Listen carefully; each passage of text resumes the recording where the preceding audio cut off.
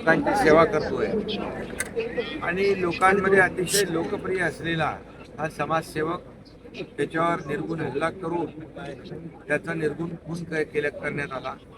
अतिशय अमानवीय पद्धतीने क्रूरपणे त्याची हत्या झालेली आहे आणि ही माणुसकीला काळीमा फासणारी घटना आहे। मुलीला शाळेत सोडवताना या ठिकाणी हल्लेखोरांनी हल्ला केलेला आहे, पाळत ठेवून पूर्णपणे नियोजन करून।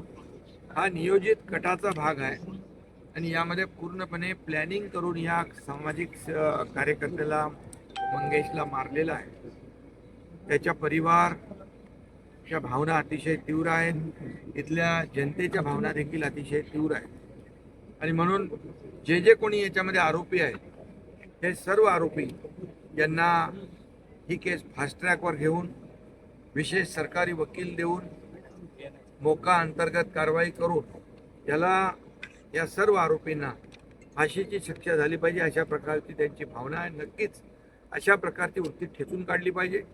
अशा प्रकारची वृत्ती समाज विघातक आहे आणि एखाद्याचा विजय झाल्यानंतर त्याला अशा प्रकारे ज्याला जनतेने निवडून दिलं आणि हे सुडाचं राजकारण जे करतायत ही याची पुनरावृत्ती पूर्ण होता कामा नये यासाठी शासनाच्या माध्यमातून पोलिसांच्या माध्यमातून याला कठोर शासन झालं पाहिजे आणि कठोर शिक्षा झाली पाहिजे आणि त्यामुळे ही केस फास्ट ट्रॅकवर घेऊन अशा वृत्तीला फासावर लटकवणं हीच काळाची गरज आहे आणि म्हणून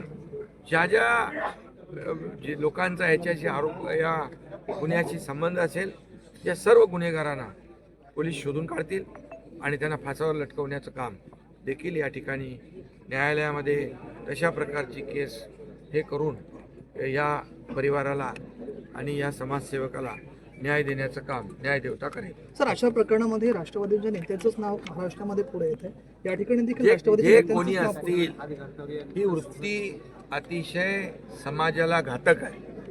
निवडणुका आपण लढवतो लोकशाही मार्गाने, हार जीत होते, परंतु अशा प्रकारचं सुडाचं राजकारण करणं आणि एखाद्याचा जीव घेणं ही खरं म्हणजे समाजामध्ये एक अतिशय विकृत आणि समाजाला घातक अशा प्रकारची घटना आहे आणि म्हणून ज्या पद्धतीने निर्गुणपणे या समाजसेवकाचा खून केलेला आहे त्यांना कोणालाही सोडणार नाही। माझ्या चॅनलला सबस्क्राईब करा आणि बेल आयकॉन दाबा जेणेकरून तुम्हाला माझे नवीन व्हिडिओ मिळतील।